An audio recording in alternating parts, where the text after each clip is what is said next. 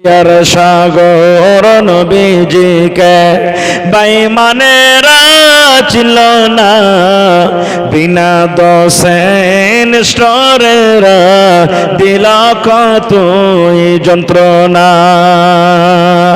শত শত বেঈমান ছিল, নবীজি ছিলেন একজন।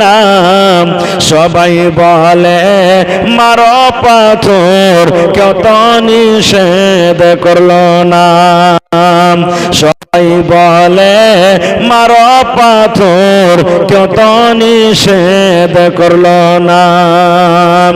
এত পাথর মারল সেই দিন তায়েফ দেশের বেদিনে, বেহুশ হয়ে দয়ার নবীজি পড়েছিলেন জমিনে। আঘাত খায় দয়ার নবীজি পড়েছিলেন জমিনে।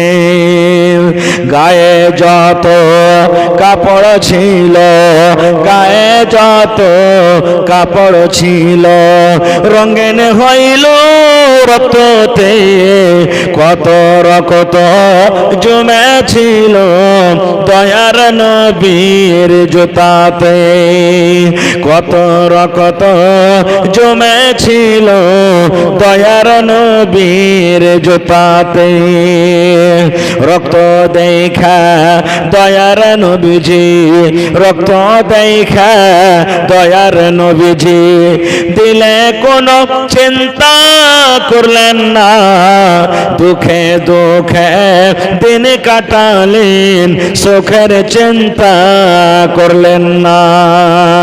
হায়রে আল্লাহ, হায়রে খোদা, কেমন করে কি করব। হায়রে আল্লাহ, হায়রে খোদা, কেমন করে কি করব। দয়ার নবীর দিনের ওপর কেমন করে চলিব। মা তাবা লাকুম মিনান নিসা, যেই বেটি ছেলে, যেই নারী তোমাদের পছন্দ, যেই বেটি ছেলে তোমাদেরকে ভালো লাগে, তাকে তোমরা বিবাহ করো। কয়টা বিবাহ করো? আল্লাহ তাআলা বলছেন একটা তো হবেই হবে। তারপরে বলছেন যদি তুমি পারো তো মাসনা, দুটা করতে পারো, তাও তুমি দুটা করতে পারো। তারপরে বলছেন ওয়াসলাসা, যদি তুমি বলো যে না আমার আরো দরকার রয়েছে, তো তুমি তিনটা পর্যন্ত করতে পারো। তারপর আল্লাহ তাআলা বলছেন যদি তুমি ইচ্ছা করো যে না আমার আরো দরকার আছে, তো আরো বা চারটা তুমি করতে পারো। তো একটা পুরুষের জন্য জীবনে চারটা বেটি ছেলেকে একটা পুরুষ বিবাহ করতে পারে। এটা হলো আল্লাহর ফরমান। এবারে বিয়ে করা কিন্তু চারটা ফরজ নয়। আল্লাহ রাসূল সাল্লাল্লাহু আলাইহি ওয়াসাল্লাম বলেন, আল্লাহ তাআলা নিজেও বলছেন যে তুমি চারটা পর্যন্ত বিবাহ করতে পারো, কিন্তু যদি তুমি ইনসাফ বরাবর করে করতে না পারো, তোমার দ্বারাতে যদি ইনসাফ না হয়, তুমি যদি ভাত কাপড় দিতে না পারো, তাহলে আল্লাহ তাআলা বলছেন একটাই তোমার জন্য যথেষ্ট, একটা দিয়ে তুমি সন্তুষ্টি করে থাকো। এটা হলো আল্লাহর ফরমান। এবারে বলবেন মাওলানা, এবারে বলবেন মাওলানা, যদি আমি বিবিদের মাঝে ইনসাফ না করি তাহলে অবস্থা কি হবে? এটা আমার কথা নেই, নবী বলেছেন। কি বলেছেন? যেদিন কিয়ামত হবে, একটাকে যদি আপনি ভালোবাসেন, ভাত কাপড় ভালো দেন, ওর সাথে আদর মোহাব্বত করেন, আর আরেকটাকে যদি মোহাব্বত ভালোবাসা না দেন, তো নবী বলেছেন কিয়ামতের দিন ওর মাঞ্জাখানটা টেঁড়া হয়ে যাবে। টেঁড়া হয়ে হয়ে কিয়ামতের দিন হাঁটবে। আর আল্লাহ দেখবেন কিয়ামতের দিন সব মানুষ দেখবেন, বলবেন দেখ রে দেখ, এই লোকটার দুটা স্ত্রী দুনিয়াতে ছিল, একটাকে ভালো দেখেছে আর একটাকে দেখেনি, তার কারণে দেখো মাঞ্জাখানটা টেঁড়া হয়ে গেছে। কিন্তু দুনিয়াতে কোনো মেয়ে লোক এটা চাইবে না যে আমার স্বামী আর একটা আমার সতীন বাড়িতে নিয়ে আসুক। চাইবে জি ভাই? আপনি দুনিয়াতে খুবই খুশি রেখেছেন তাকে, প্রত্যেক দিন কাঠিয়ার থেকে, গোলাসি চক থেকে, শ্যামাপুর থেকে ভালো ভালো মিষ্টি দিচ্ছেন, আইনে কাপড় দিচ্ছেন, ব্লাউজ দিচ্ছেন, সব দিচ্ছেন। আর ওকে যদি বলেন যে আব্দুল্লাহর মা আমি আর একটা বিবাহ করব, মন ভারী হইতে পারে, সকালে আপনার জন্য নাস্তা করবে কিনা, স্বাভাবিক হইতে পারে, হয়েছে।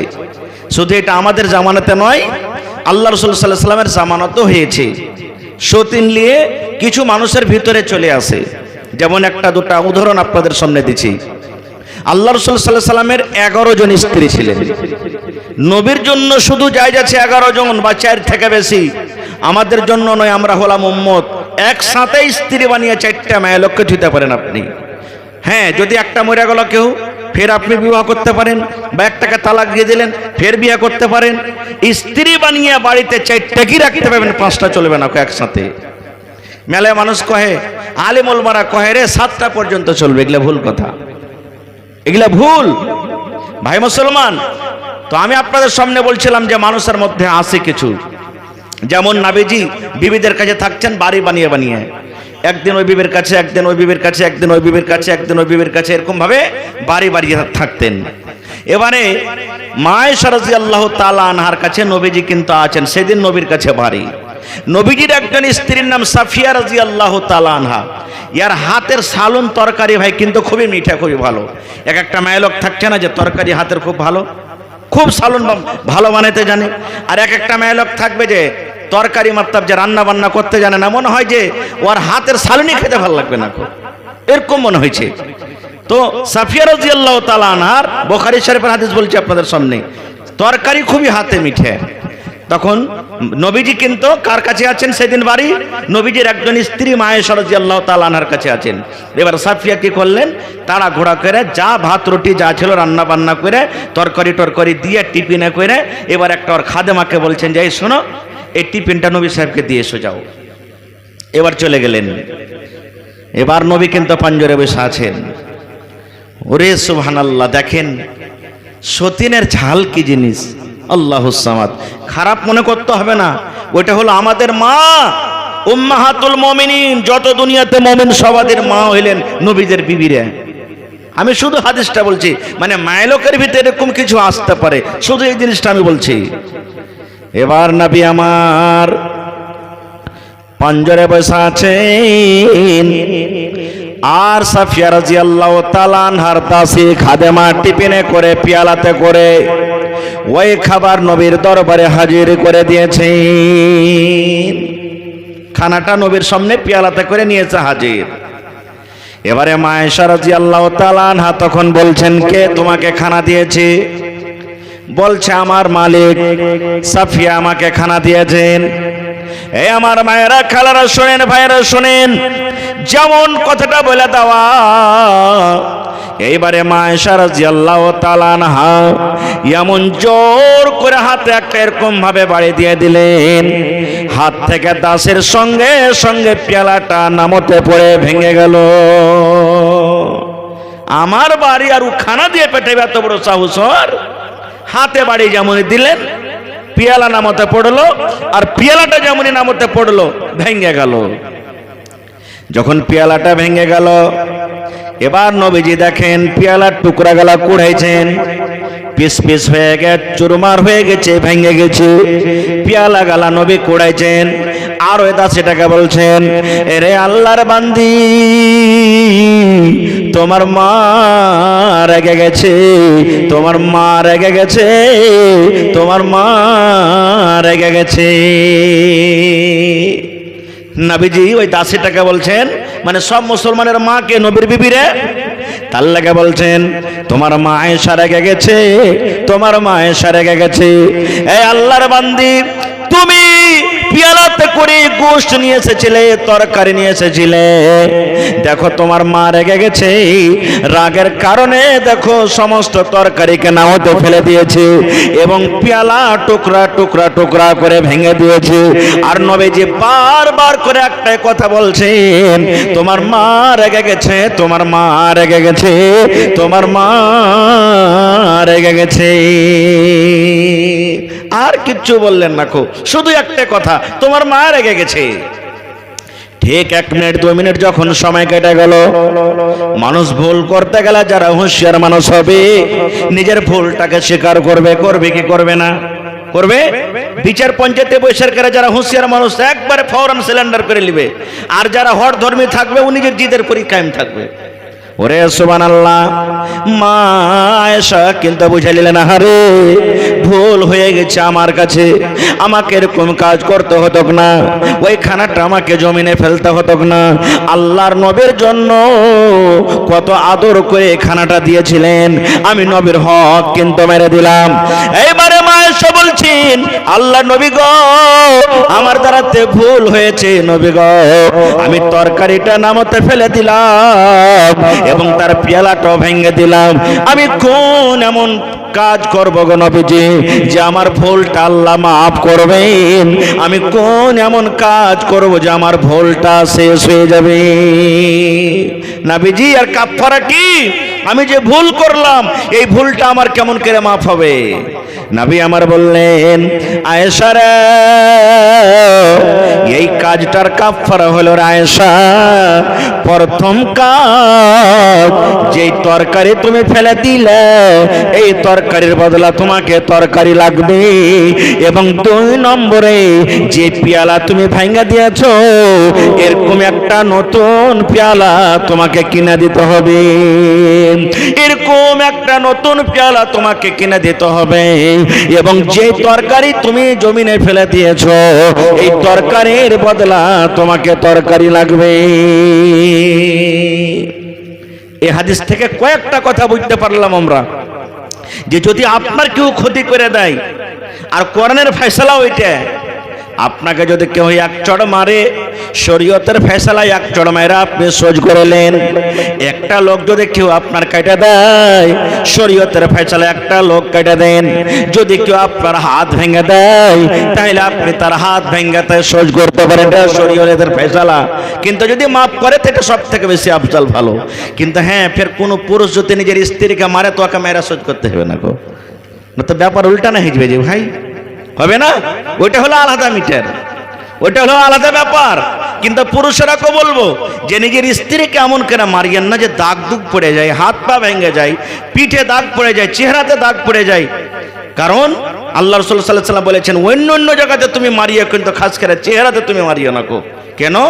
রাগে এখন তুমি মেরে দিলে 1 ঘন্টা পর তোমার রাগটা যখন মাটি হবে তখন ফের তুমি বিবির কাছে যাইবে, আর তোমার স্ত্রী দেখবে যে আরে এত কেনা মেরেছি, ওর দাগ পড়ে গেছে, শরীরে চেহারাতে দাগ পড়ে গেছে, তোমাকেই খারাপ লাগবে। এই জন্য রাসূল বলছেন যে তুমি এরকম ভাবে তাকে মারিও না গো। তাহলে আজ থেকে কি বুঝতে পারলাম? যে 103 আর 103কে দেখে ভিতরে জ্বলন আসতে পারে বা আসবে, আসবে না?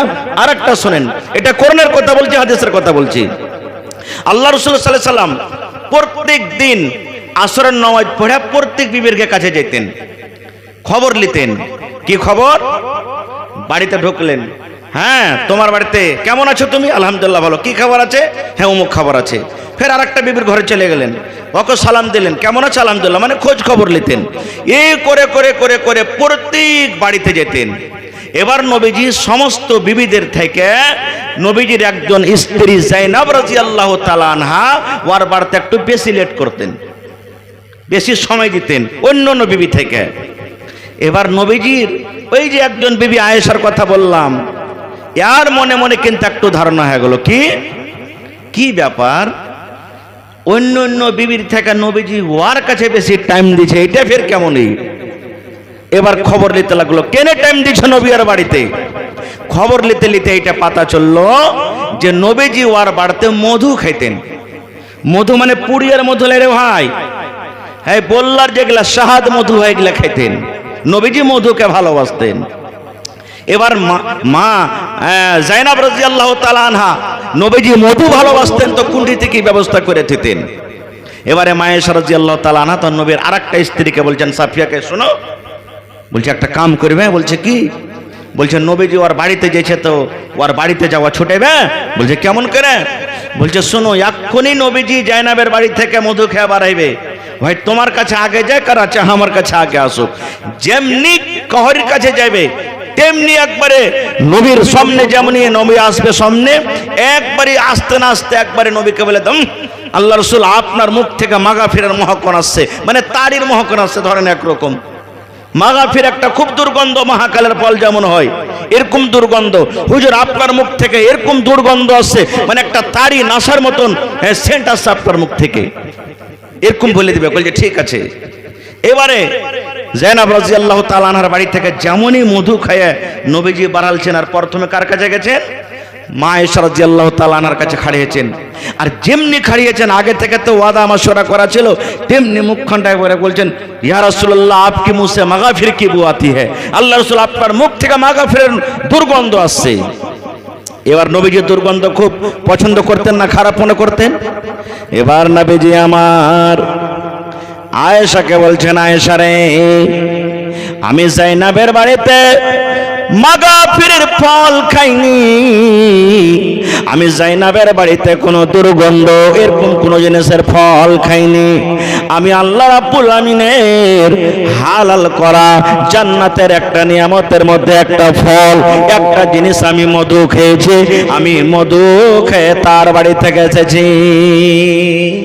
এবারে মা আয়েশা বলছেন, আপনি জানেন না, হয়তো যদি ওয়াতি কিছু মিলিয়ে দিয়ে থাকে। যখন কথাটা শোনা, নবীজি কসম খেয়ে নিলেন। কে কসম খেয়ে নিলেন? আয়েশা রে, আমি নবীজি আল্লাহর কসম করে বলি, যতদিন জীবনে বাঁচবো আয়েশা, কোনদিন আর আমি জীবনে মধু খাবো না। আমি মধুকে হারাম করে দিলাম, আমি মধুকে স্বাদকে আমি হারাম করে দিলাম। যতদিন আমি জীবনে বাঁচবো আর কোনদিন আমি মধু খাবো না। হারাম করে দিলেন নবীজি বিবির কথা শুনে, আমি আর মধু খাবো না, স্বাদ খাবো না। ওরে আল্লাহ, দেখেন কোন জিনিসকে হালাল করা হারাম করা এটা পাবার কার কাছে আছে ভাই? জোরে বলেন, কার কাছে আছেন? নবী কথাটা বললেন, তা আল্লাহ তাআলা ছাড়লেন না। আল্লাহ রাব্বুল আলামিন জিবরাইল ফেরেশতাকে ডাক দিয়ে বললেন, জিবরাইল রে, যাও যাও, তুমি কোরআন মাজিদের সূরা তাহরিম নিয়ে আমার নবীর কাছে তুমি হাজির হয়ে যাও। কারণ আল্লাহ রাব্বুল আলামিন বলছেন, নবী গো, তুমি তোমাদের বিবিকে রাজি করার জন্য, তুমি তোমাদের বিবিকে খুশি করার জন্য আমার হালাল করা মধুকে তুমি হারাম করনে ওয়ালা কে? ও দয়ার নবীজি, আমি আল্লাহ মধুকে হালাল করেছি, তুমি তোমার বিবিরাকে খুশি করার জন্য, তুমি তোমার বিবিরাকে রাজি করার জন্য আমার হালাল করা জিনিসকে তুমি হারাম কেন করলে? ফৌরান আল্লাহ তাবারাক ওয়া তাআলা ওহী করে দিলেন। আরো ঘটনা কি ঘটলো ঘটলাম, ওদিকে যাব না। আমার বলার উদ্দেশ্য হলো এই যে সতীনের এক সতীন আর এক সতীনের মনে, মানে দুটা তিনটা যদি বাড়িতে যদি স্ত্রী হয়, তাহলে তাদের ভিতরে কিন্তু একটু নিসবিস হবে, হবে না ভাই? কিন্তু এরকম আমাদেরকে ভুল করতে হবে না, কারণ ওইটা হলো আমাদের মা। আর একটু আগে শোনেন, আল্লাহ রাসূল সাল্লাল্লাহু আলাইহি ওয়াসাল্লাম যখন প্রথম বিবাহ করলেন, কার সাথে? নামটা বলতে পারবেন আপনারা? হযরত খাদিজা রাদিয়াল্লাহু তাআলা আনহা। নবীর বয়স তখন কত? 25 বছরকার। আর মা খাদিজার বয়স কত? 40 বছরকার। 15 বছরকার ডিফারেন্স, 15 বছরকার ছোট বড়তে বিবাহ করলেন। আর এখন যদি খালি স্ত্রীটা মানে মাথাতে একটু বড় হয়ে যায় আর 2-4 বছরকার যদি ছোট বড় লাগে, গ্রামের মানুষ কি কইবে? দাদি কুড়িয়ে লিসেইবে, নানি কুড়িয়ে লিসেই। এগুলা ভুল কথা। আরেকজন সাহাবী আল্লাহ রাসূল সাল্লাল্লাহু আলাইহি ওয়াসাল্লামের জামানাতে একদিন লড়াই করে চলে আসছেন, যুদ্ধ করে চলে আসছেন। এবার নবীকে বলছেন, হুজুর আমাকে একটু অনুমতি দেন, আমি ঘোড়াটাকে উটটাকে তাড়া ঘোড়া করে বাড়ি নিয়ে চলে যাব, আর আপনারা একটু পিছে বেঁচাইছেন। নবী যখন শুনলেন, নবী আমার বললেন, তুমি কি নতুন বিবাহ করেছো? সাহাবীটাকে বলছেন, তুমি কি নতুন বিবাহ করেছো যে বাড়ি যাওয়ার জন্য তুমি হড়বড় করো? এবার জাবের রাদিয়াল্লাহু তাআলা বললেন, ইয়া রাসূলুল্লাহ, আমি নতুন বিবাহ করেছি। হ্যাঁ নবী গো, আমি নতুন বিবাহ করেছি। যেমন কথাটা বলা, আল্লাহ রাসূল জাবেরকে বলছেন, জাবের রে, তুমি সাইয়াবাকে বিবাহ করেছো না বাকরাকে বিবাহ করেছো? সাইয়াদের কথা নবীজি বলছেন, জাবের, তুমি সাইয়াবাকে বিবাহ করেছো না বাকরাকে বিবাহ করেছো? সাইয়াবার বাকরা কাকে বলে একটু বুঝালেন? সাইয়াবা বলা হয় যার একবার বিয়ে হয়েছিল, হয় স্বামী মারা গেছে আর না তো তালাক নিয়ে এলেছে, একবার পুরুষের কাছে যে থেকেছে ওকে সাইয়াবা বলা হয়। আর বাকেরা যার প্রথম বিবাহ হয়েছে, নবী আমার জাবেরকে বলছেন, জাবের তুমি সাইয়াবাকে বিবাহ করেছো না বাকেরাকে বিবাহ করেছো? যেমন কথাটা বলে দেওয়া। এইবার জাবের রাদিয়াল্লাহু তাআলা বলছেন, আল্লাহর নবী গো, আমি সাইয়াবাকে বিয়ে করেছি, বড় দেখে আমি বিবাহ করেছি।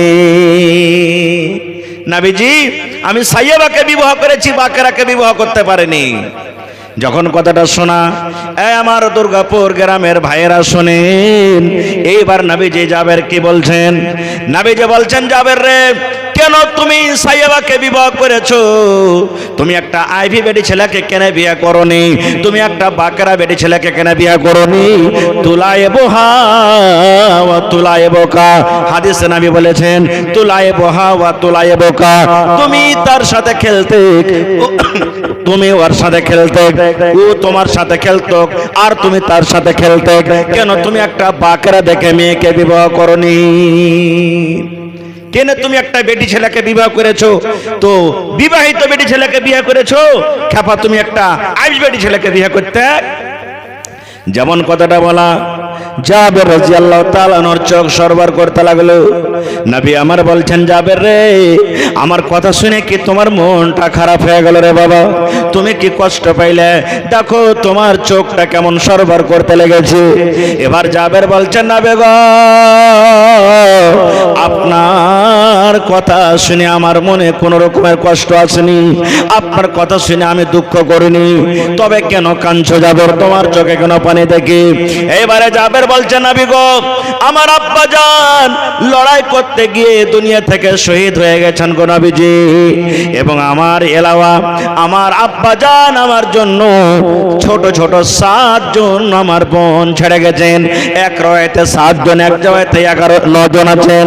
বলছেন, নবী গো, আমার আব্বা জান আমার জন্য ছোট ছোট আমাকে 9টা বোন দিয়ে গেছেন, যাদের লালন পালন করার জিম্মেদারি আমার পরে আছে, কাপড় দেওয়ার জিম্মেদারি আমার পরে আছে, তেল সাবান দেওয়ার জিম্মেদারি আমার পরে আছে।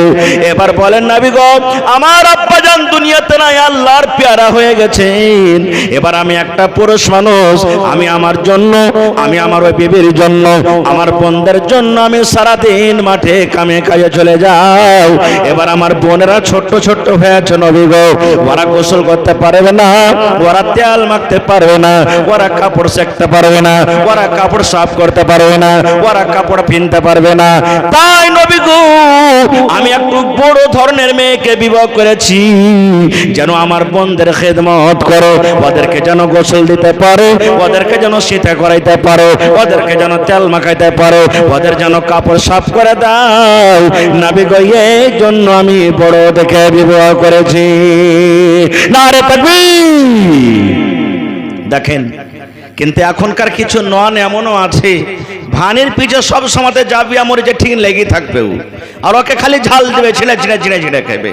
এরকমও যেন না হয়। এই হাদিস থেকে বুঝতে পারলাম কি বড় দেখেও বিবাহ করতে পারা যায়। তো নবীজি আমার প্রথম বিবাহ করেছেন 25 বছরকার বয়সে, কাকে? মা খাদিজা রাদিয়াল্লাহু তাআলা আনহা। এটা হলো এমন ধনী মেয়ে লোক, এমন ধনী নারী, সুবহানাল্লাহ, নবীর কাছে কিচ্ছু নেই, যে সমস্ত মালকে নবীর জন্য কুরবানি করে দিয়েছেন।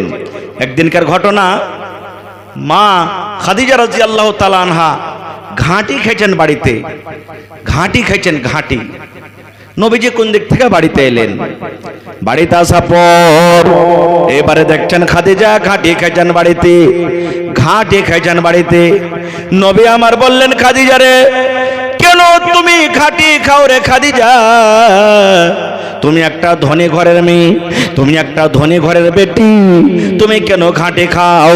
এই ঘাঁটিটা তুমি আমার জন্য রেখে দিতে এবং তোমার জন্য সুন্দর করে তুমি রুটি বানিয়ে নিতে।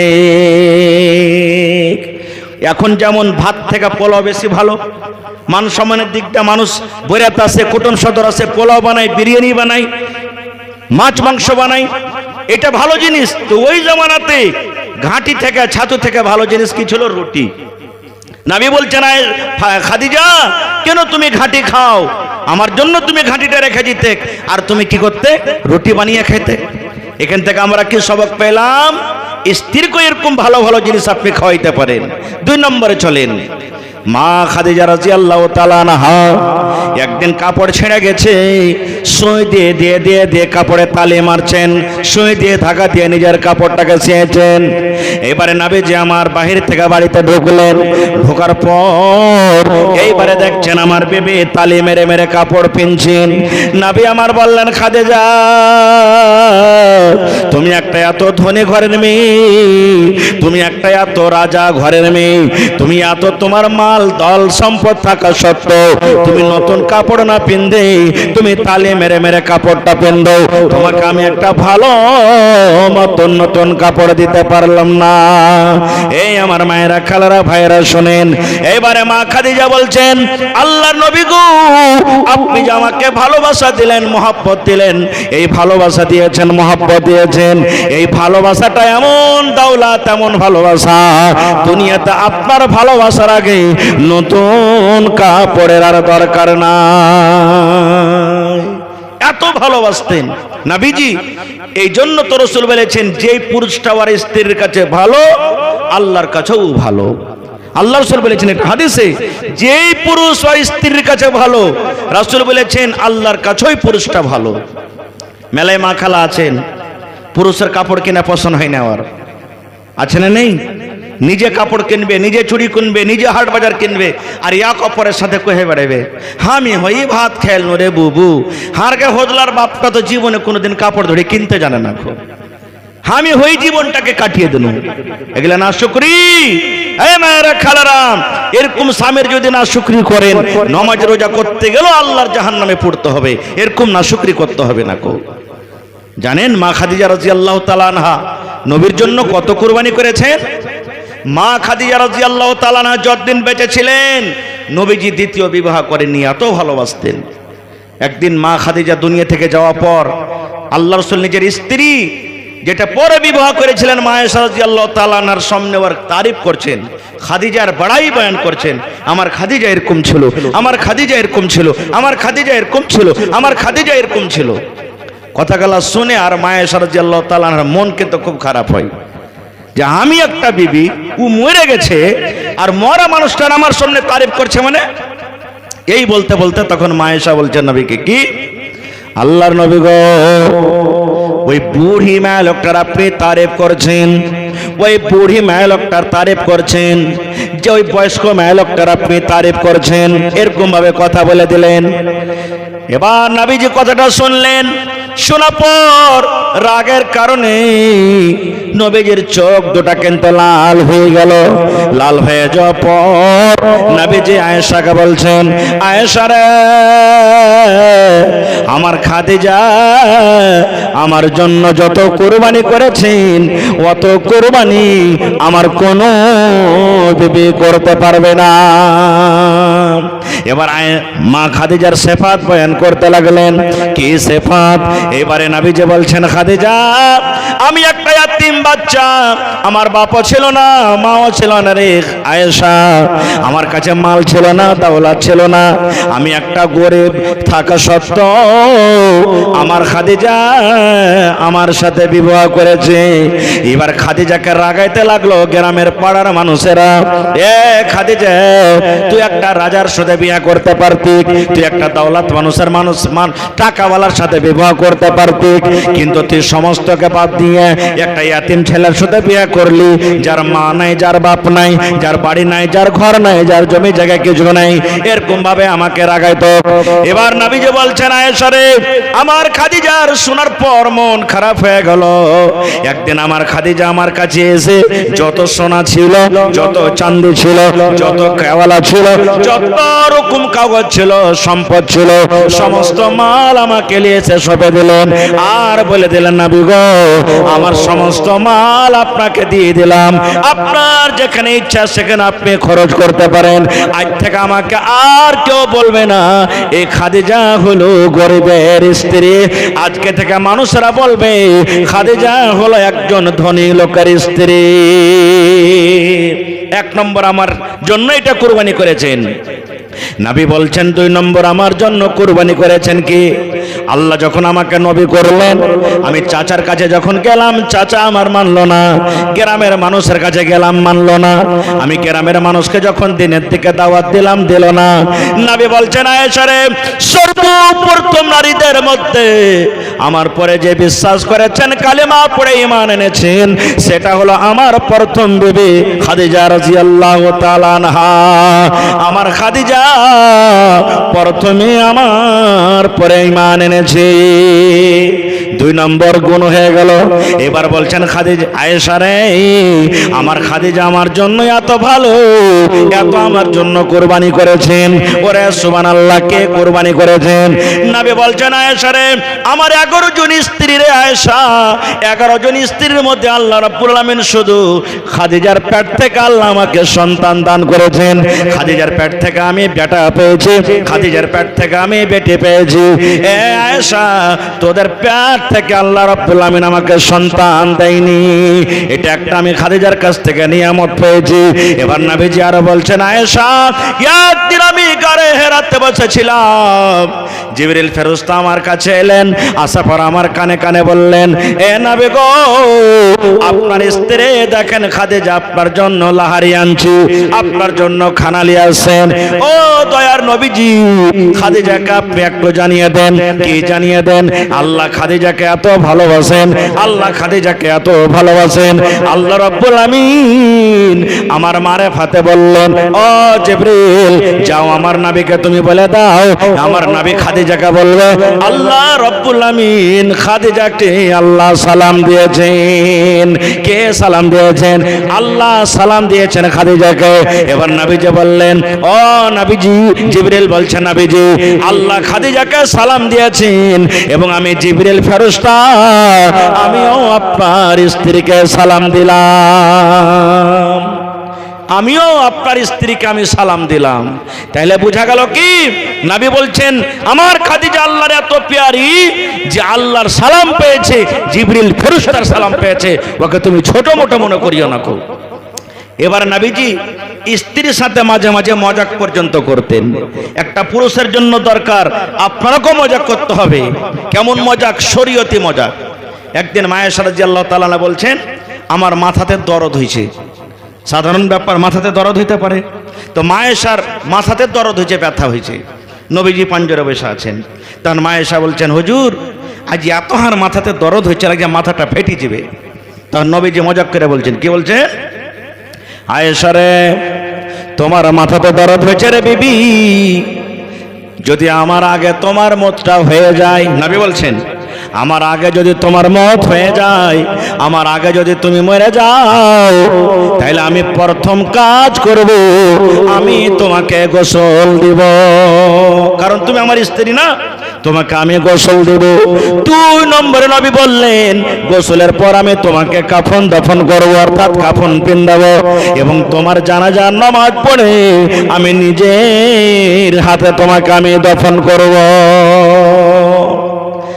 যখন কথাটা শুনলেন আয়েশা রাদিয়াল্লাহু তাআলা আনহার মন খারাপ। তখন কে বলছেন, হ্যাঁ হ্যাঁ, আপনি তো ওইটাই ঘাটা দেখছেন যে আমি কখন মরবো, আর হার মরার পর ফের একটা লইয়া স্ত্রী এসে আপনি ঘরখানে থাকবেন, এটা তো আপনি ঘাটা দেখছেন। দেখছেন নবীজি ওই সময়তে তাবাসসুম মুচকি মেরে হেসে থেকে গেলেন। নবীজি আর কিচ্ছু বললেন না। একদিনকার ঘটনা, নবীজি রাস্তাতে হেঁটে চলেছেন, রাতের সময়।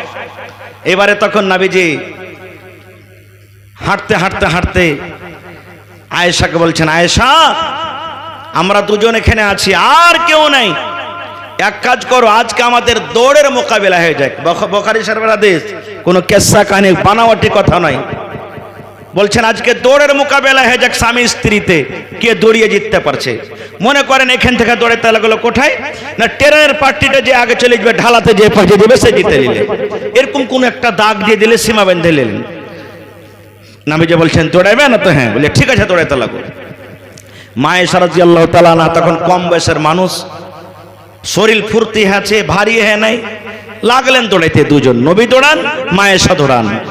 দৌড়াতে দৌড়াতে দৌড়াতে এবারে আয়েশা রাদিয়াল্লাহু তাআলা আনহা পাতলা দুবলা মানুষ, এবার নিজে ফার্স্ট মেরে নিলেন। নবীজি কিন্তু পিছে পড়ে গেলেন, আয়েশা ফার্স্ট হয়ে গেলেন।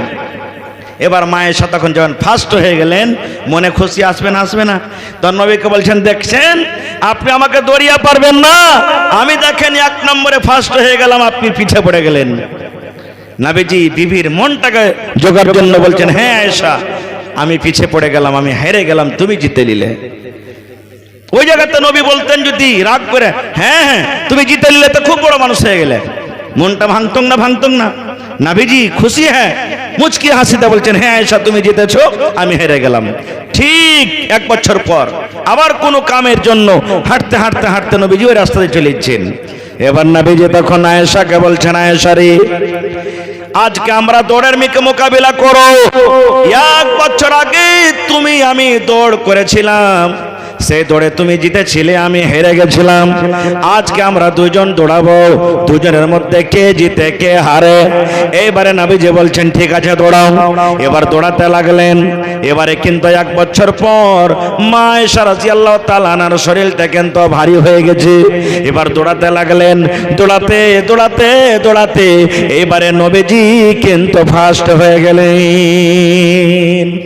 নবীজি এবারে জিতে নিলেন, মা আয়েশা হেরে গেলেন। এবার নবীজি কি বলছেন জানেন? আয়েশা রে, 1 বছর আগে দৌড়ের মোকাবিলা করেছিলাম, তুমি জিতেছিলে, আমি হেরেছিলাম। আজকে 1 বছর পর আবার আমরা দৌড়ের মোকাবিলা করলাম, আমি জিতলাম, তুমি হেরে গেলে। বোঝা গেল আমরা দুজন বরাবর হয়ে থাকলাম, আমাদের মধ্যে কেউ হারা জেতা হলো না। তো স্বামী স্ত্রীতে এরকম ভাবে দৌড়ার মোকাবিলা করতে পারেন। তাহলে ভাই এখন তো চারিদিকে লাইট বল জ্বলছে, এরকম দৌড়ালে কইবে দেখ এর মাথা পাগলা হয়ে গেছে। যদি এরকম ঘটনা বা করতে চান, দৌড়াতে চান, এরকম পাশালে দৌড়াইবেন বা এরকম খেল খেলবেন, স্বামী স্ত্রীতে জীবন যাপন করতে পারেন, কোন রকমেরই অসুবিধা হবে না। খুব কোরআনের আর একটা আয়াত আপনাদের সামনে বলছি ভাই, এখনটা হয়ে গেল মোটামুটি। আর একটা কোরআনে সূরা আছে সূরা আলে ইমরান, আর কোরআনে একটা সূরা আছে সূরা মারিয়াম। পড়েছেন আপনারা? দুটা সূরাকে মিলিয়ে বাস 2 মিনিট একটা ঘটনা বয়ান করছি। কি ঘটনা? একজন মহিলা ছিলেন, ওর নাম হলো কি হান্না। মহিলাটার নাম কি মনে রাখবেন? হান্না। পেটে সন্তান, যেমনই পেটে সন্তান হয়ে গেল, মা খালারা জানতে পারেন আমার পেটে সন্তান এসেছে। সন্তান দুনিয়াতে আসেনি, পেটে আছে। এবার নজর মানছেন, যেমন আপনারা নজর মানেন, মায়েরা খালারা নজর মানেন, আল্লাহ আমার বেটাটা যদি মাস্টার হয়ে যায় 1টা রোজা করব। আল্লাহ আমার বেটাটা যদি এরকম হয়ে যায় আমি 2টা রোজা করব। আল্লাহ আমি যদি ওই চকের জমিনটা কিনতে পারি আমি 5000 টাকা দান করে দেব। নজর মানে কি মানে না? তো মা হান্না নজর মানছেন পেটের সন্তান। কি নজর মানছেন? হে রব্বুল আলামিন, আমার পেটের সন্তান, হে আল্লাহ মা হান্না আমি নজর মানি, আমার এই সন্তান যখন দুনিয়াতে আসবে, আল্লাহ ওর কামাই করা আমি খাবো না, ওর নকরি করা আমি খাবো না, ওর দোকানদারি করা খাবো না, ওর বিজনেস করা আমি খাবো না। হান্না নজর মানছেন, আল্লাহ যখন আমার এই সন্তান দুনিয়াতে আসবে, আমি আমার ছেলেটাকে তোমার ঘরের জন্য আমি দান করে দিলাম। কোরআনের কথা বলছি, ভালো করে শুনবেন। মা নজর মানছেন, পেটের সন্তান, তখন তো আল্ট্রাসাউন্ড করা মেশিন ছিল না, চল রে আল্ট্রাসাউন্ড করে আসি, বেটা আছে কি বেটি আছে। ওরে আল্লাহ, আজ থেকে হাজার হাজার বছরকার ঘটনা। এবার হান্না নজর মানছেন, আল্লাহ পেটে আমার সন্তান, এই সন্তান যখন দুনিয়াতে আসবে, মা আমি এই ছেলেটার কামাই খাবো না, নকরি করা খাবো না, বিজনেস করা খাবো না। আল্লাহ আমি আমার ছেলেটাকে তোমার ঘরের জন্য আমি দান করে দিলাম। আল্লাহ আমি এই ছেলে যেমন দুনিয়াতে আসবে আমি তোমার ঘরে দিয়ে দেবো, আল্লাহ দান করে দেবো। এবারে মাস গেল, ঠিক 8 মাস 9 মাস পর আল্লাহ রাব্বুল আমিন তার পেট থেকে দুনিয়াতে ছেলে দান করলেন, সন্তান দিলেন। কি সন্তান? বেটা নয়, আল্লাহ রাব্বুল আমিন তাকে বেটি দান করলেন। মা তো নজর মেনেছিলেন যে আল্লাহ তুমি বেটা দাও তো আমি দিব, কিন্তু এখানে বেটা না হয় কি হয়ে গেল? কথা বলেন, বেটি হয়ে গেল। তাহলে এখানে একটা আপনাকে সওয়াল করি যে বেটা বেটি দেওয়ার ক্ষমতা কার কাছে আছে? আল্লাহর কাছে আছে। তাহলে যে ভাইয়ের গিয়ে যে মার পেট থেকে শুধু বেটি হয়, মানুষরা ঘুচা দিয়ে দেয় কথা বলে, এটা ভুল না ভুল নয়? ভুল। খবরদার এরকম কথা বলবেন না। যদি কোনো মা খালার পেট থেকে বেটি ছেলে হয়, বেটা যদি না হয়, তো শাশুড়িতে বলবে, ননদরা বলবে, যা ঠেনে ঘুচা দিয়ে দে, বলবে তুই বেটির মুখ দেখতে পাবি, জীবনে তুই বেটার মুখ দেখতে পাবি না, আল্লাহ খালি তোকে বেটি দিবে। এরকম কথা বলাটা ভুল। এবারে যখন দুনিয়াতে বেটি হয়ে গেল, মার মনে কিন্তু খুব আফসোস, আল্লাহ কি হলো কি হলো কি হলো। আল্লাহ আমি তো নজর মেনেছিলাম বেটার জন্য, যে আমার বেটা মসজিদে আজান দেবে, মা আমি নেকি পাবো। আমার ছেলে মসজিদে ঝাড়ু দেবে, মা আমি নেকি পাবো। আমার ছেলে মসজিদে সব বিছাবে, মা আমি নেকি পাবো। আমার ছেলে নামাজি রেখে পানি দিবে, মা আমি নেকি পাবো। এই আল্লাহ, বেটি ছেলে কেমন করে মসজিদে যাবে, আর বেটা ছেলের সাথে বেটি ছেলে কেমন করে থাকবে? আল্লাহ জি কি করব কি করব। আমি তো নজর মেনেছিলাম আল্লাহ বেটা দাও, বেটা দিলে তোমার ঘরের জন্য আমি দিয়ে দিব, কিন্তু আল্লাহ বেটি ছেলে হয়ে গেল, এখন আমি মা কি করব? আফসোস করছেন। আল্লাহ তাআলা জিবরিল ফেরেশতাকে বলছেন, জিবরিল যাও আমার হান্নার কাছে তুমি যাও। এবার জিবরিল ফেরেশতা চলে এলেন, আসা পরতন হান্নাকে বলছেন, হান্না আল্লাহর কাছে নজর মেনেছিল বেটা হওয়ার জন্য, কিন্তু বেটা না হইয়া বেটি হয়েছে, এই বলে তুমি আফসোস করেছো। এ হান্না, তুমি আফসোস করিও না, আফসোস করিও না, মনটা তুমি ভারী করিও না। আল্লাহ নিজে বলেন, হান্না রে, তোমার বেটির নাম তুমি রেখে দাও মারিয়াম। কে নাম রাখছেন? আল্লাহ নাম রাখছেন। এ হান্না, তোমার বেটের নাম তুমি রেখে দাও মারিয়াম, এবং তোমার এ মারিয়ামকে তুমি যে নজর মেনেছো, ওয়াদা করেছো, ওয়াদা মোতাবেক তুমি আমার ঘরের জন্য দিয়ে দাও। যাও, তোমার এই বেটিকে তুমি দিয়ে দাও ঘরের জন্য, তুমি যেটা ওয়াদা করেছো। আরে বেটা হলো না তো কি হলো, বেটি হলো তো কি হলো, যাও তুমি দিয়ে দাও। আগেকার ঘটনা আমি বলবো না, আল্লাহ বাচ্চা রাখেন, ইনশাআল্লাহ পরে বলবো। আমার বলার উদ্দেশ্য হইল, আপনার মনে কি একটুকু এরকম ভাবে ইমানটা জাগে না? আরে আমার 5টা বেটা আছে, জীবনে কোনোদিন মসজিদে যাই না। এ বেটারে চল মসজিদে চল। আপনার কি মনটা একটু জাগে না? আল্লাহ রে, আমার 3টা বেটা আছে বা বেটি আছে, আমি একটাকে মাস্টার করব, আমি একটাকে হাফিজ করব, আমি একটাকে ডাক্তার করব। এই নওজওয়ান, আমি মুসলমানদেরকে বলবো, মা হান্না যদি নিজের বেটাকে কিংবা বেটিকে যদি আল্লাহর ঘরের জন্য দেওয়ার জন্য নিজের জীবনটাকে কোরবানি করতে পারে, তাহলে মুসলমান আপনি নিজের ছেলেকে আল্লাহর রাহে দেওয়ার জন্য কেন আপনি কোরবানি করতে পারবেন না? হয় দয়ার নবী বলেছেন, মাথার উপরে যেমন আজকে টেন লাগানো আছে, শামিয়ানা লাগানো আছে, আল্লাহ রাব্বুল আলামিনের ফেরেশতাদের পর রয়েছে রে বন্ধু, ওরা নিজের পরে যত আল্লাহর বান্দা বান্দিরা দিনের কথা শুনতে এসেছে, নিজের পর দিয়ে সমস্ত তারাকে ঢেকে লাই। আর ঢাকার পর দোয়া করে, কি দোয়া করে? আল্লাহুম্মা গফির লাহুম, হে রাব্বুল আলামিন, যত তোমার বান্দা বান্দিরা ওয়াজ শুনতে এসেছে, কোরআনের কথা শুনতে এসেছে, দিনের কথা শুনতে এসেছে, এই আল্লাহ তারকে জীবনের গুনাহকে তুমি মাফ করে দাও। 1 নম্বর দোয়া, হে রব্বুল আলামিন, তাদের জীবনের গুনাহ মাফ করে দাও, ওয়ারহামহুম, এবং রব্বুল আলামিন তারকে পরে তুমি দয়া করো, রহম করো আল্লাহ। 3 নম্বরে দোয়া করবেন, ওয়ারযুকহুম, হে আল্লাহ তারকে রুজিতে তুমি বরকত দাও।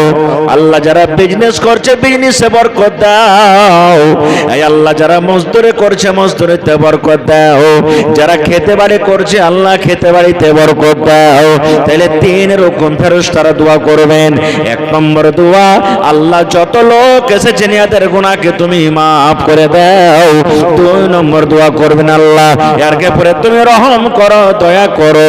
এবং 3 নম্বরে দোয়া করবে, রব্বুল আলামিন, আল্লাহ তুমি তাদের হাতে টাকাতে পয়সাতে দানাতে বরকত দাও। এবার বলবেন, মাওলানা আল্লাহর ফেরেশতা কত আছে? আমরা নিজের গুনাহ মাফ করার জন্য 4 লাখ 5 লাখ টাকা খরচ করে কোথায় যাই হজ করতে? কোথায় বলেন? মক্কাতে যাই, কাবা শরীফের আমরা তওয়াফ করে আসি। এই মতো আসমানে তো এখানটা ঘর আছে, মাথার উপরে যেটা আসমান, আসমানে এখানটা ঘর আছে, ওই ঘরটার নাম হলো বাইতে মামুর। যেমন আমাদের জন্য, মানুষের জন্য দুনিয়াতে কাবা, ফেরেশতাদের জন্য আসমানে একটা ঘর আছে, ওর নাম বাইতে মামুর। ওখানে শুধু ফেরেশতারা ওখানে তওয়াফ করবে, আল্লাহর ইবাদত করবে। এবার কত ফেরেশতা আসবেন জানেন? দয়ার নবী বলেছেন প্রত্যেক দিন ওই বাইতে মামুর আসমানে যেটা ঘর রয়েছে, এক নয় দু নয়, নবী বলেছেন প্রত্যেক দিন ৭০,০০০ করে ফেরেশতারা ঘরটার তওয়াফ করেন। প্রত্যেক দিন ৭০,০০০ করে ফেরেশতারা আল্লাহর ইবাদত করেন, বান্দাগি করেন।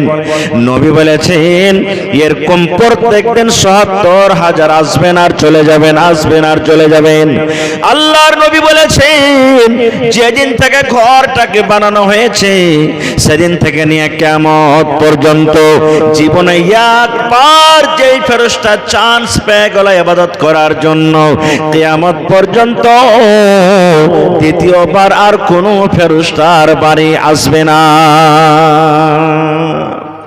এত আল্লাহর ফেরেশতা রয়েছেন, সুবহানাল্লাহ। এবার বুঝে দেখেন আল্লাহ তাবারাক ওয়া তাআলার ফেরেশতা কত রয়েছেন। ভাই আমার, এই জন্য এই সমস্ত মজলিস গালাকে কোনো ছোট মোটো মনে করিয়েন না। হইতে পারে কিয়ামতের দিন জীবনের সব আমল ফেল, সব আমল ফেল। আল্লাহ তাআলা এই মজলিসটার কারণে হইতে পারে আমাকে আপনাকে আল্লাহ বকশে দিবেন, জান্নাতে আল্লাহ তাআলা দিয়ে দিবেন। যা বান্দা যা, যা তুই চলে যা, জান্নাতে চলে যা। কখন কোন আমল আল্লাহ কার কবুল করবেন আল্লাহ ছাড়া কেউ জানে না। এই জন্য কবি বলছেন কিতনি ছোটি হোনে কি উসে হালকি না জান, রব কি বখশিশ কে লিয়ে কোই বাহানা চাহিয়ে। জীবনের ছোট নেকিকে ছোট মনে করতে হবে না। কখন আল্লাহ কোন বাহানাতে আল্লাহ কাকে বকশে দিবে আল্লাহ ছাড়া কেউ জানে না। খায়ের যা হোক, আমি কোরআনের একটা আয়াত পড়েছি আপনাদের সামনে।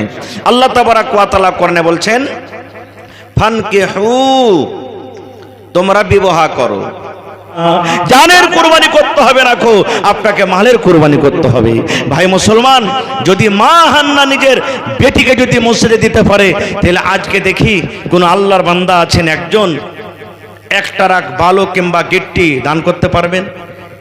এরকম কোন আল্লাহর বান্দা আছেন? আল্লাহর বান্দা কেউ হবেন এরকম 100 সেফটি গিট্টি কিংবা বালু দান করতে পারবেন? কিংবা 1 কুইন্টাল রড দান করতে পারবেন? 50 বড়া 100 বড়া সিমেন্ট দান করতে পারবেন? এরকম কোন আল্লাহর বান্দা, আল্লাহর বান্দি আছেন? আল্লাহুস সামাদ।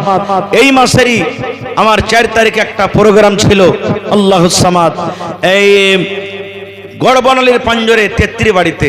আল্লাহুস সামাদ। একজন লোক 1 টারাক, আমি বললাম ভাই টারাকের মানে কয় চাক্কা? বলছে 16 চাক্কা 18 চাক্কা যা লিবে 1 টারাক ভালো আমি দান করে দিলাম। সুবহানাল্লাহ।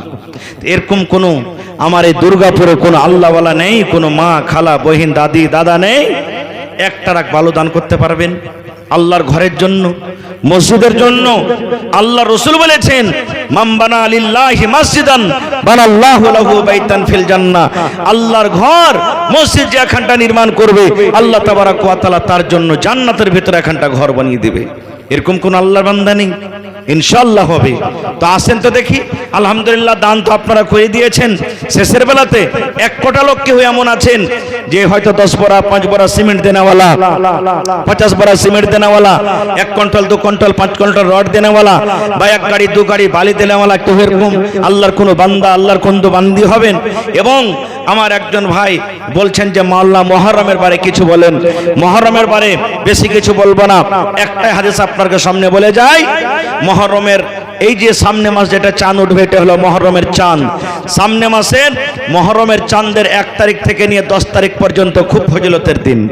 এই জন্য যত বেশি বেশি করে পারবেন মাসটাতে রোজা করবেন। মায়েরা খালারা যদি কয় যে বাকি রোজা কটা আমি ওই মাসে করব, করতে পারেন। কোরআন তেলাওয়াত করবেন, জিকির আজকার করবেন, তেলাওয়াত করবেন, যত ইবাদত করবেন করতে পারেন।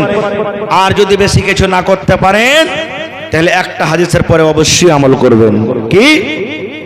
আল্লাহ রাসূল বলেছেন মুহররমের চাঁদের 9 তারিখে একটা রোজা আর মুহররমের চাঁদের 10 তারিখে একটা রোজা। মানুষ ওই দিনটাতে রোজা না রেখে মদ পান করে, নাশা পান করে, লাঠি খেলে বেড়ে, ঢোল খেলে বেড়ে, এগুলা করতে হবে না। খুব নবী আমার বলেছেন মুহররমের চাঁদের 9 তারিখে যদি একটা রোজা করতে পারেন, মাইলক করেন, মজলক করেন, বড় করেন, ছোট করেন, যে কোন আল্লাহর বান্দা বান্দিরা মুহররমের চাঁদের 9 তারিখে একটা রোজা, মুহররমের চাঁদের 10 তারিখে একটা রোজা, যদি কোন আল্লাহর বান্দা বান্দিরা দুটা রোজা করতে পারেন, নবী আমার বলেছেন তার 1 বছরকার যত ছোট গুনাহ সাগরা গুনাহ রয়েছে আল্লাহ রাব্বুল আমিন তার জীবনের 1 বছরকার গুনাহ আল্লাহ মাফ করে দেবেন। আল্লাহুস সামাদ। 1 বছরকার গুনাহ আল্লাহ মাফ করবেন শুধু দুটা রোজার কারণে।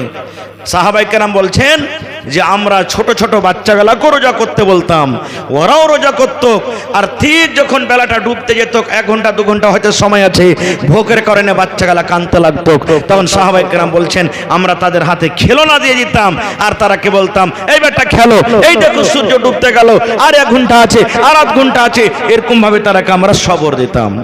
এই জন্য আমি এই গ্রামের যত মা, যত খালা, যত ছোট বড় সমস্ত ভাইরাকে আমি পেগাম দিয়ে যাই যে সামনে যেটা মাস আসছে মুহররমুল হারাম, ইসলামী তারিখের প্রথম মাস, এটা নতুন সালের প্রথম মাস শুরু হবে। চাঁদের 9 তারিখ যেদিন হবে একটা রোজা করবেন, আর চাঁদের 10 তারিখে একটা রোজা করবেন। এই দুটা রোজা করলে আল্লাহ 1 বছরকার গুনাহ আল্লাহ আপনার মাফ করে দিবে। এই দুটা রোজা অবশ্যই রাখবেন। তা আসেন শেষের বেলাতে আছেন কেউ দেনেওয়ালা, কোন আল্লাহর বান্দা, আল্লাহর বান্দি ভাই আমার, আল্লাহ তাবারাক ওয়া তাআলার নবী ছিলেন হযরত ইব্রাহিম আলাইহিস সালাম। আল্লাহর পরীক্ষা, আল্লাহর ইমতিহান। আল্লাহ তাবারাক ওয়া তাআলা বেটাকে কুরবানি করার আদেশ করেছিলেন। আল্লাহর উদ্দেশ্য ছিল না বেটাকে কুরবানি করুক, কিন্তু আল্লাহর উদ্দেশ্য ছিল শুধু ইব্রাহিম নবীর দিলখান্ডা, অন্তরখান্ডা, প্রাণখান্ডা দেখার জন্য, যে আল্লাহ তাবারাক ওয়া তাআলা ইব্রাহিম নবীকে পরীক্ষা করেছিলেন যে 80-85 বছর বয়সে বেশি বেটাকে ভালোবাসে না আমি আল্লাহকে বেশি ভালোবাসেন। এই জন্য যখন আল্লাহ তাআলা দেখলেন যে 80-85 বছর বয়সে আমার নবী ইব্রাহিম বেটাকে কুরবানি করার জন্য মিনার মাঠে নিয়ে চলে গেলেন, ছুরি দিয়ে তাকে জবাই করবেন, পরীক্ষাতে পাস হয়ে গেল। আল্লাহ ডাকতে বলছেন ইব্রাহিম কাদ সাদ্দাকতার রুয়া, তুমি স্বপ্নকে সত্য করেছো, তোমাকে আর কুরবানি করতে হবে না। আল্লাহ জান্নাত থেকে একটা জানোয়ার দিলেন দুম্বা, ওই যে প্রত্যেক বছরে বছরে কুরবানি চালু হলো, তো হয়ে গেল। তো আমরা ভাই আমার আল্লাহর ঘরের জন্য আল্লাহ যে মাল দিয়েছেন, টাকা দিয়েছেন, জমি দিয়েছেন, বাড়ি দিয়েছেন, আল্লাহর একটা পরীক্ষা যে আমার জন্য কিছু করতে পারে কি পারে না।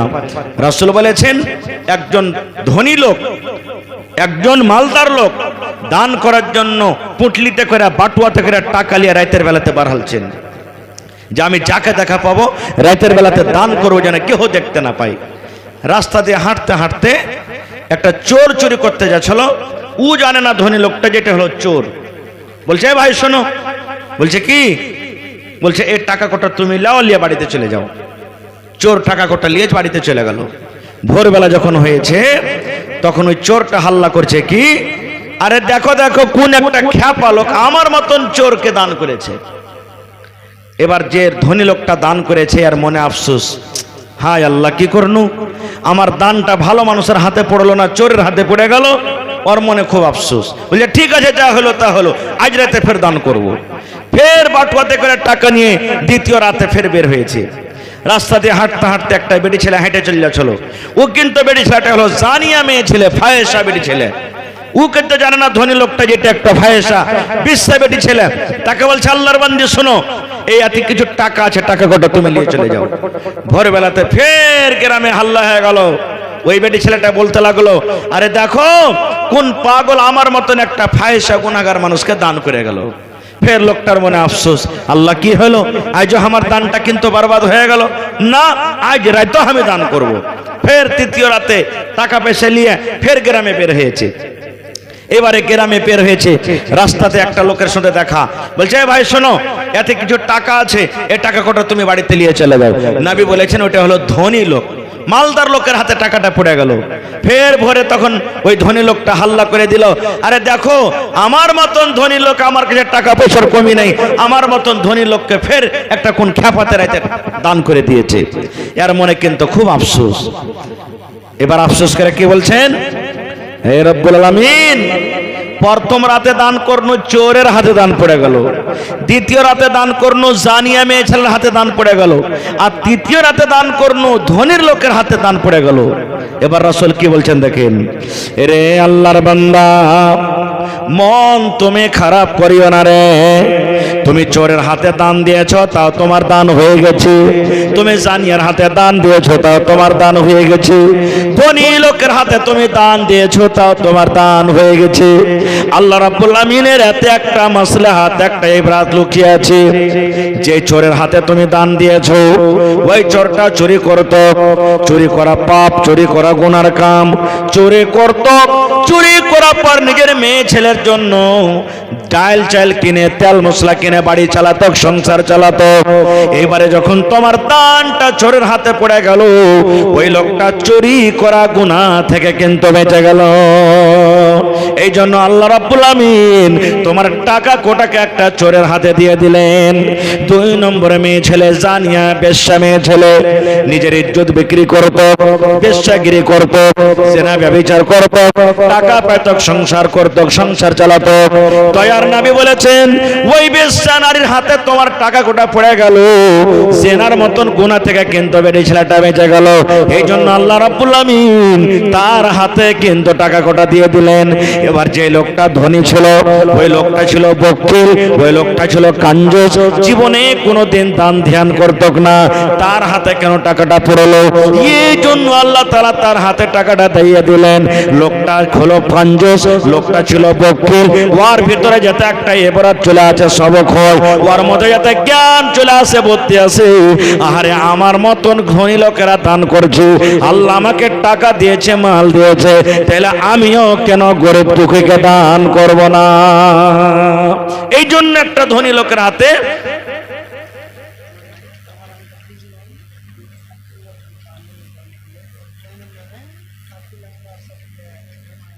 আহা আল্লাহুস সামাদ।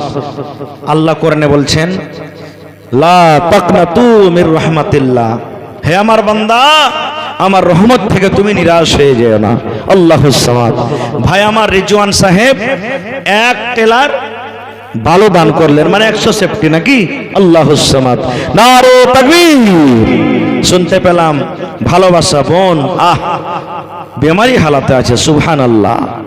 রব্বানা যালামনা আনফুসানা ওয়া ইল্লাম তাগফির লানা ওয়া তারহামনা লানাকুনান্না মিনাল খাসিরিন। রব্বানা আতিনা ফিদ দুনিয়া হাসানা ওয়া ফিল আখিরাতি হাসানাতাও ওয়া কিনা আযাবান নার। হে রব্বুল আমিন, তোমার বান্দা ভাই আমার রিজওয়ান সাহেব তোমার ঘরের জন্য 1 টেলার ভালো দান করে দিলেন রব্বুল আমিন। আল্লাহ তার দানকে তুমি কবুল করে নাও, হাতে টাকাতে পয়সা দেবার কর দাও। আয় আল্লাহ, শুনতে পেলাম ভালোবাসা বোন বেমারি হালাতে আছে। আল্লাহ জি নবী বলেছেন দান করতে গেলে মুসিবত দূর হয়, দান করতে গেলে বালা দূর হয়। আল্লাহ তুমি ডাক্তারের ডাক্তার, সার্জনের সার্জন, দুনিয়ার ডাক্তার যদি ফেল হয়ে যায়, আল্লাহ তুমি এমন ডাক্তার, এমন সার্জন, তুমি যদি কোন ভালো কোন ভালো হয়ে যাবে। আল্লাহ জি দুনিয়ার জীবন যদি তার ভালো হয়, আল্লাহ দুনিয়াতে যদি আল্লাহ তাকে হায়াত দিয়ে থাকো, আল্লাহ তাইলে তার মুসিবত তুমি দূর করো। আল্লাহ বহিনকে তুমি সুস্থ করে দাও, শেফায়ে কামিলা জালাতা করো। আর আল্লাহ জি আখিরাতের জীবন যদি তার ভালো হয়, আল্লাহ তাইলে তাকে তুমি কষ্ট দিও না। এই আল্লাহ তাকে মুসিবত থেকে আল্লাহ তুমি বাঁচিয়ে নাও। রব্বানা তাকাব্বাল মিন্না ইন্নাকা আনতাস সামিউল আলিম। আমিন সুম্মা আমিন।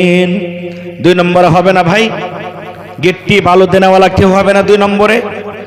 বা 5 বড়া 10 বড়া সিমেন্ট দেনেওয়ালা কেউ হবে না। বাস আমি শেষ করে দেব, হায়াত বাকিতে মোলাকাত বাকি ইনশাআল্লাহ তাআলা। বাস 2-1 মিনিটে আমার মায়েরা খেলারা যদি কেউ দেওয়ার থাকেন, ভাইরা 500, 1000, 2000 এরকম করে যদি দেওয়ার থাকেন তো দিয়ে দিবেন। আর 1 কাঠা 1 ডিসমিল যদি জমিন বিক্রি করে যা টাকা লাগবে যদি আপনারা দিতে চাহেন দিতে পারেন ভাই, মেলা জায়গাতে দিচ্ছে। মাশাআল্লাহ মোহাম্মদ কবির 1000 টাকা দান করলেন, মাশাআল্লাহ জাযাকাল্লাহ। রব্বানা যালামনা আনফুসানা ওয়া ইল্লাম তাগফির লানা ওয়া তারহামনা লানাকুনান্না মিনাল খাসিরিন। রব্বানা আতিনা ফিদ দুনিয়া হাসানা ওয়া ফিল আখিরাতি হাসানাতাও ওয়া কিনা আযাবান নার। হে রব্বুল আমিন, আল্লাহ তোমার বান্দা আব্দুল খাবির সাহেব 1000 টাকা তোমার ঘরের জন্য জমা করে দিলেন। 1 লক্ষ টাকা মনে করে তুমি কবুল করে নাও। আল্লাহ কামাই ধামাইতে বরকত দাও, হাতে টাকাতে পয়সাতে বরকত দাও। আয় আল্লাহ বাড়ি ঘরে তুমি সুখ শান্তি দাও। আল্লাহ জি মা বাপ দাদু দাদি নানা নানি শ্বশুর শাশুড়ি যারা বেঁচে আছে ভালো রাখো, আর যারা কবরে চলে গেছেন তাদের কবরে তুমি জান্নাতের বিছানা দিয়ে দাও। আল্লাহ তারকে কবরকে তুমি নূর দিয়ে মনোয়ার করে দাও।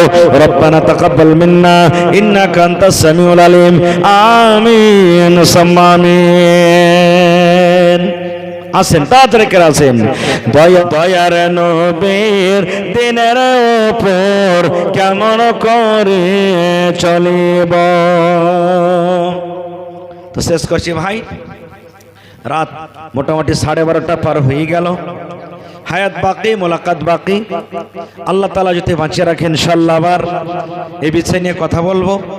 তবে শেষ পায়গাম শেষ মেসেজ আপনাদেরকে দিয়ে যাই। আলহামদুলিল্লাহ যারা এসেছেন দান করলেন, আর সকালবেলাতে আবার ম্যাক চালু হবে। আমার মৌলানা নানাজান আবুল কাসিম সাহেব বিজলি হাফেজাহুল্লাহ উনি আপনাদের সামনে আসবেন, আর মন প্রাণ দিয়ে ভোরবেলাতে কিন্তু আপনারা দান করবেন, কেউ বাকি থাকবেন না আল্লাহর হস্তে।